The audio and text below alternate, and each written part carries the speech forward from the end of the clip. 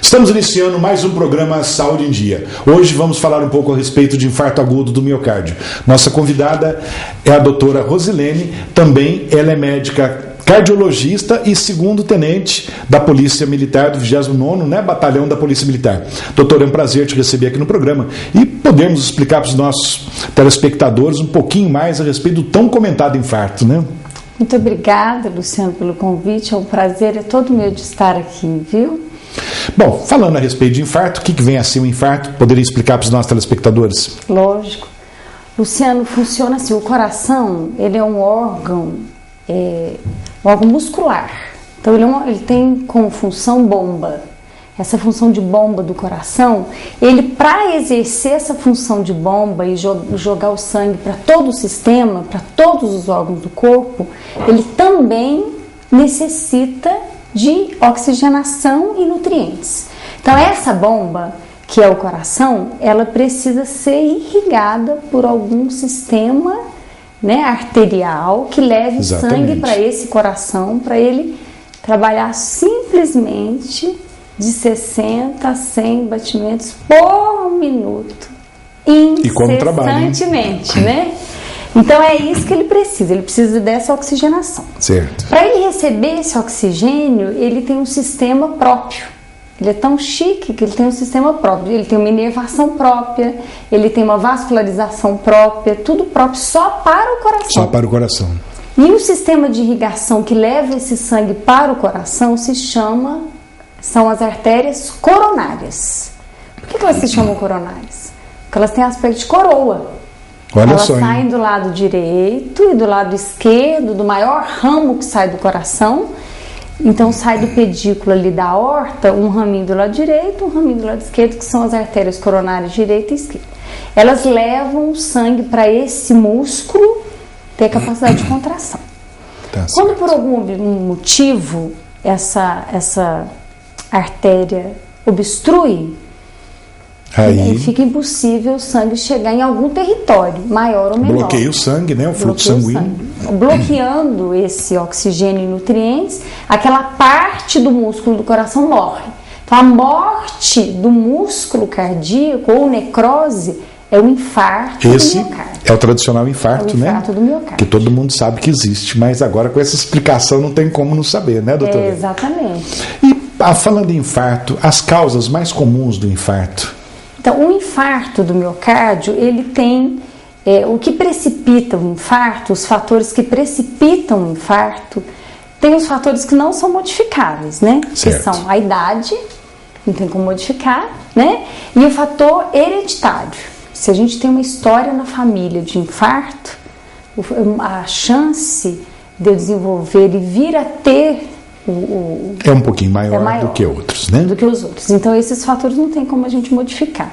Nossa. E os fatores modificáveis, que é o que nós temos que debater aqui para que o infarto não venha a acontecer, né, Luciano? Isso é importante, né? Importantíssimo, né? Aí são hipertensão arterial sistêmica, a obesidade, o tabagismo, o sedentarismo, o estresse, a dislipidemia, o alcoolismo.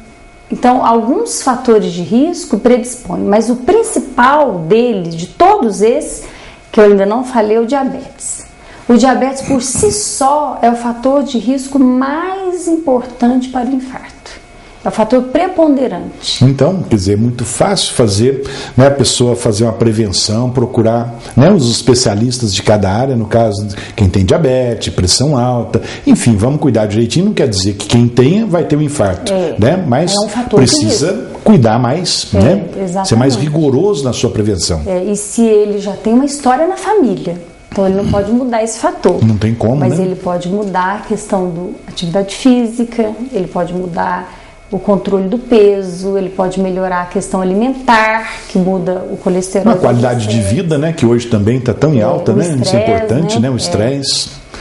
E os sintomas? O que você diz dos sintomas? Assim, de uma maneira geral, para o pessoal que estiver nos assistindo, pelo menos ficar mais atento. O infarto agudo do miocárdio, ela tem uma dor típica e uma dor atípica.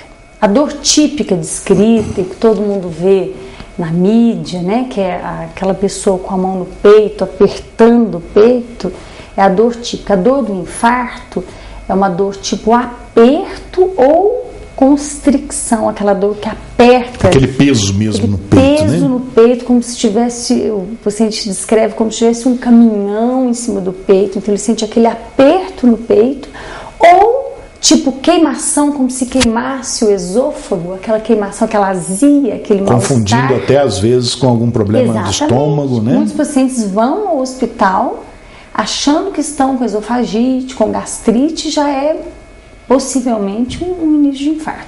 Então essa dor precordial, que pode ser tipo aperto ou queimação, que ela irradia, quer dizer, ela, além de ficar no peito, ela vai para os braços, para o pescoço, às vezes até para a mandíbula. Tem paciente que pensa que está com um problema dentário. E quer dizer, confunde, né, com outras patologias, né? Então eu tinha um professor de fisiologia na faculdade que ele falava que uma dor do nariz para baixo e do umbigo para cima pode ser do coração, porque é uma dor que ela irradia muito, ela é muito inespecífica. Mas essa dor no peito, em aperto, que irradia muitas vezes para o braço ou para o pescoço, associada a mal-estar, náusea, vômito, às vezes uma sudorese, começa a suar frio, fica pálido, aquela sensação de desmaio. Então essa é uma dor típica do infarto. O paciente tem muita dor no peito. Então é importante, né, que quem estiver nos assistindo procure, né, tudo que você acabou de dizer, ou seja dor, ou seja qualquer sintoma desse, não quer dizer porque tem uma dor que vai ter um infarto. Mas fique mais atento, procure um médico, não é verdade? Exatamente, isso mesmo. Doutora, nós vamos fazer um breve intervalo, já voltamos com o programa Saúde em Dia. Voltamos com o programa Saúde em Dia e hoje com a cardiologista doutora Rosilene. Doutora, vamos falar um pouquinho a respeito do infarto silencioso na mulher. O que você diz? Luciano, algumas entidades têm um infarto um pouco diferenciado, né? Como é o caso, por exemplo, do idoso, do diabético e da mulher. Essas três categorias apresentam um infarto, muitas vezes até oligossintomático, quer dizer, com muito pouco sintoma ou sintomas diferentes. Uma coisa bem atípica, né? Bem atípica, é mais um mal-estar, às vezes uma dor mais localizada em mandíbula, muitas vezes uma dor assim, como se fosse só um incômodo no peito, não é aquela dor tão típica, né? E o diabético também, pela inervação alterada pelo próprio diabetes, então a sensibilidade fica diferente, assim como o idoso. Mas elas não... Então como que a gente deve pensar? Esses pacientes que têm esses sintomas muito precários são os pacientes que mais devem ser avaliados. Então o diabético, o idoso e a mulher, se ele tem fator de risco para o infarto, ele tem que ser mais avaliado de uma forma mais, com uma lupa Ou seja, maior. procurar sempre um socorro médico, né? E o socorrista também dá bastante atenção a esses pontos, né? Tipo diabetes, como você acabou de dizer, idade, não é verdade? Que às vezes está pensando em alguma coisa e realmente é algo grave que está acontecendo. E até, Luciana, antes mesmo do infarto, ela com os fatores de risco, ela buscava a avaliação médica mais precoce. Entendeu? Tá certo. E vamos pensar assim, de uma maneira geral, eu sei que tem vários, mas os primeiros socorros no infarto, você pode dizer de uma maneira geral? Luciano, o infarto, como ele é uma obstrução da coronária, tudo que deixa o coração em repouso, para que ele gaste o mínimo de oxigênio possível, porque ele já está tendo um aporte, recebendo pouco nutriente, pouco oxigênio, então ele tem que ficar em repouso. O que nós temos que fazer? Se eu sinto uma dor no peito, primeira coisa, ficar em repouso. Se eu puder chamar uma ajuda, é óbvio, né? Lógico. E deitar. E nunca, por exemplo, eu tô com sacolas na rua e vem uma dor no peito, eu continuo caminhando, carregando as sacolas. Aí não, né? A oxigenação vai piorar.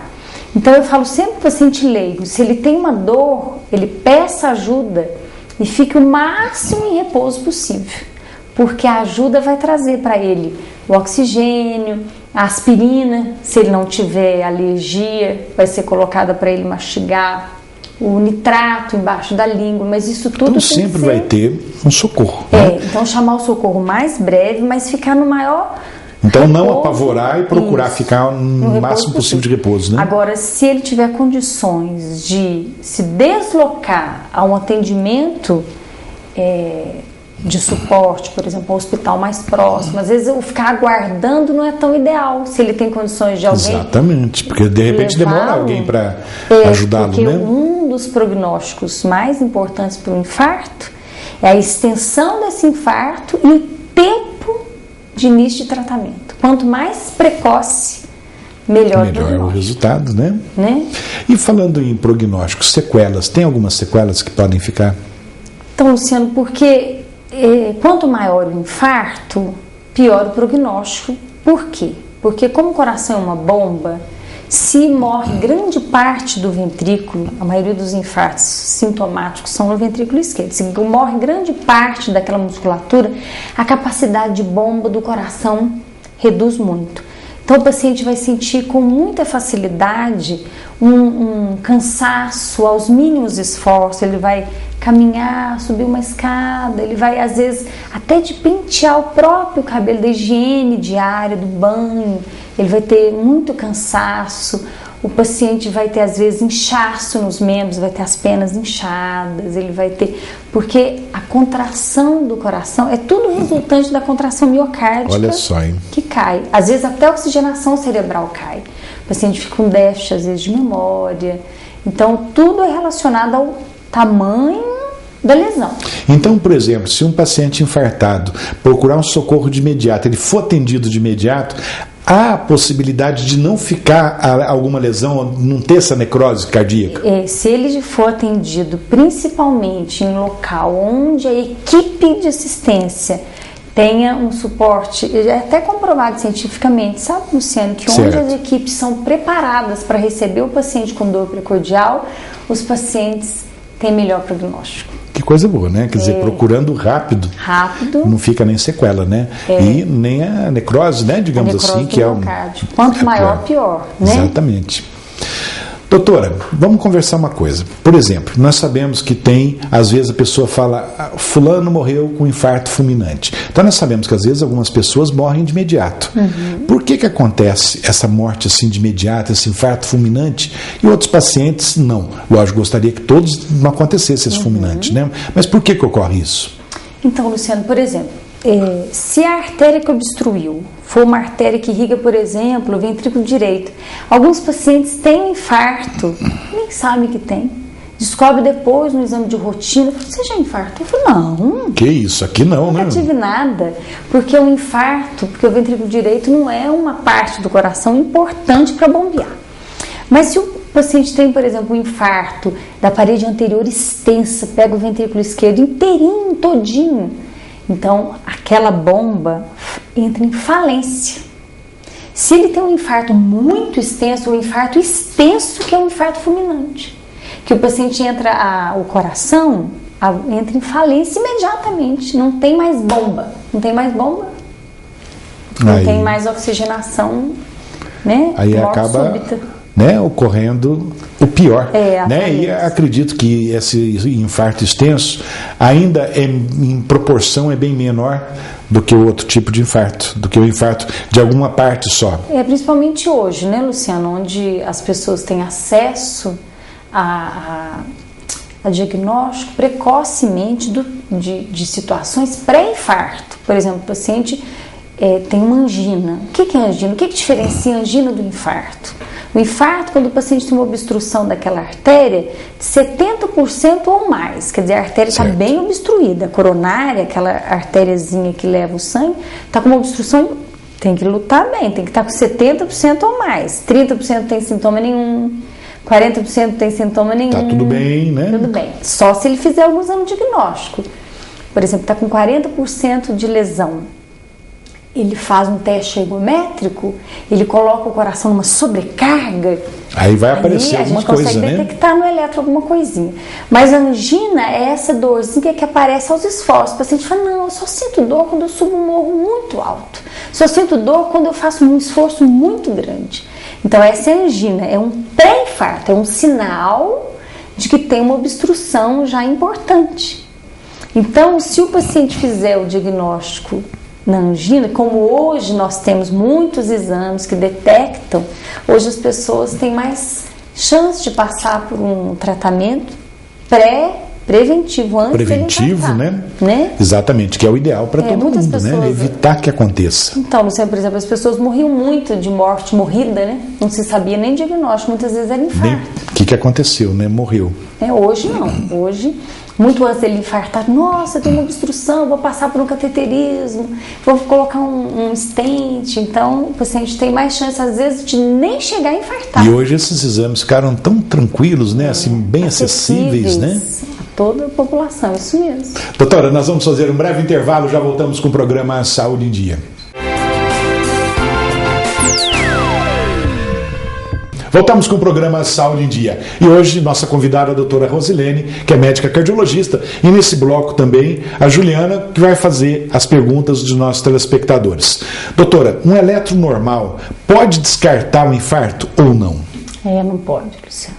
Não, né? O eletro nem no momento da dor, se o paciente estiver com dor torácica típica, estiver tendo um infarto, ele pode ter eletro normal. Então o eletro só não descarta. Não descarta, o infarto, né? Na hora do infarto, a gente se baseia num tripé, que é o sintoma, eletro e enzimas cardíacas. Mas só o eletro não isolado descarta. não quer dizer nada, né? Não descarta. Doutora, então, como eu falei agora há pouco, tem as perguntas de nossos telespectadores. Você pode respondê-las para a gente? Juliana, você faz a primeira pergunta? Claro, doutor Luciano. Recebemos muitas perguntas e eu separei algumas. Tá ok. Primeira pergunta. Se alguém tem infarto ou ataque cardíaco na rua, como um leigo deve proceder até a chegada do socorro médico? Doutora, uma boa pergunta, né? Porque muitas vezes a população às vezes gosta de aglomerar, fazer uma rodinha em volta, mas ninguém faz nada, né? Lógico, fazer também sem saber não pode, mas pelo menos tomar providência, chamar a SAMU, ou se pode fazer alguma coisa, como esse telespectador está perguntando, né? Como a gente discutiu, né, Luciana, a questão do infarto, o diagnóstico precoce, tratamento precoce, prognóstico bom. Então, acho que a primeira coisa é deixar o paciente, se ele está bem, né? Se ele é um paciente que respira, um paciente que ele não é um paciente que está em parada cardiorrespiratória, paciente, exatamente, né, que só está com uma dor no peito, com uma suspeita de infarto. A gente chama imediatamente ajuda o mais breve possível e mantém o paciente no repouso absoluto. Então, quem estiver nos assistindo, né, se acontecer de ocorrer um infarto, né, alguém infartar ou com o início de um infarto, saber o que fazer. Exatamente. Não é verdade? Tem mais alguma pergunta, Ju? Temos sim, doutor. Após uma cirurgia cardíaca, pós-infarto, como ficará a vida deste paciente em relação a atividades? É uma boa pergunta, porque às vezes a pessoa infartou, está inválido. Eu acho que não é bem assim, né, doutora? Não é. Hoje, inclusive, o recondicionamento cardiovascular, ele acontece precocemente, já a nível hospitalar.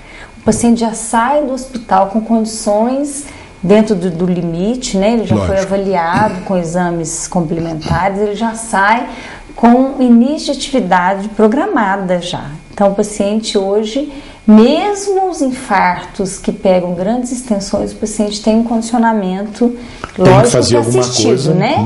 Assistido, ele não vai tomar uma conduta por conta própria. Vai para a academia e começar a malhar sem orientação de ninguém, com uma orientação, né? com uma prescrição de atividade. Tem mais alguma pergunta, Juliana? Após um infarto, quais os cuidados dos familiares para com o paciente? É uma boa pergunta essa, né? Que às vezes a pessoa, você já sarou, já recuperou, então não tem mais nada que fazer. Então acho que a família ali ajudando no tratamento também resolve bastante, né? Luciano, acho que o mais importante, ao meu ver, como cardiologista depois de alguns anos, é que o paciente pós-infarto ele tem que ter mudança de hábitos de vida. Porque o paciente às vezes infarta, Luciano, e mantém os mesmos hábitos nutricionais, comendo sempre muita fritura, muita carne gorda. Então, onde entra a família ajudando, né? Exatamente. A família convida o paciente a fazer uma caminhadinha, a família faz restrição calórica, diminui o estresse daquela vida. Então, existem alguns... Isso é importante, né? Se a família conhece os fatores de risco, ela consegue ajudar, porque o paciente que já teve infarto, ele tem mais chance de ter outro infarto do que quem nunca teve. Então, os familiares aí são bem importantes, né? No pós. Na condução. Na condução. Exatamente. Tem mais alguma, Juliana? Por que o aumento do abdômen, principalmente no homem, aumenta o risco de infarto? É uma boa pergunta, né, doutora? Porque hoje está cheio de gordinho, né?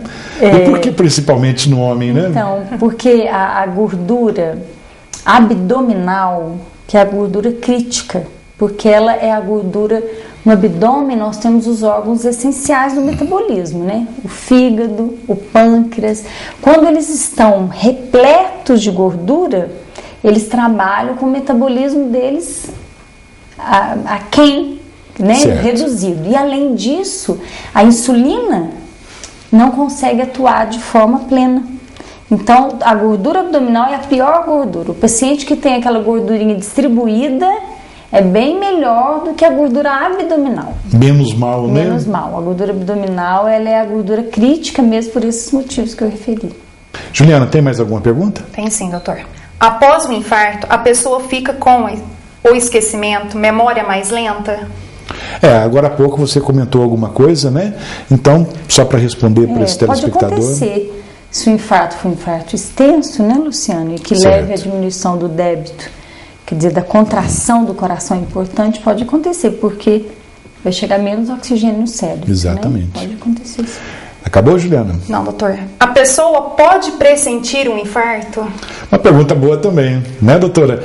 Porque às vezes a própria pessoa, antes que aconteça, digamos, o pior, pode procurar ajuda, né? Muitos pacientes referem, sim, que eles precocemente sentiam um desconforto, um mal-estar, não dormiram bem, existia algo que não estava bem. O organismo, ele costuma dar sinal, né? Então, a pessoa ficar atenta, né? Exatamente.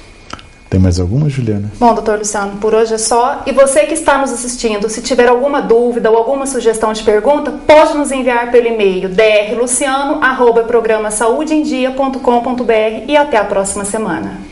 Doutora, infelizmente o nosso programa está no finalzinho. Eu quero agradecer muito sua presença, né? E gostaria que antes de encerrarmos, se pudesse deixar alguma mensagem para os nossos telespectadores. Muito obrigada. Foi um prazer estar aqui, viu, Luciano? Prazer é nosso. E eu gostaria de deixar aos telespectadores que eu acho que o nosso maior tesouro é a saúde. Não tenha dúvida. Tesouro, né? Não há nada mais importante. E que a gente zele por ela, com mudanças de hábitos de vida, com pequenas mudanças de estilo, que isso vai nos prevenir de algo ainda bem maior, né? Exatamente. Que Deus nos abençoe, que se a gente Deus possa quiser nos encontrar outras vezes saudáveis. Saudáveis, né? Muito se Deus quiser. Doutora, então mais uma vez, muito obrigado. Juliana, muito obrigado pela presença. Chegamos então ao final de mais um programa Saúde em Dia. Fiquem com Deus e até a próxima semana.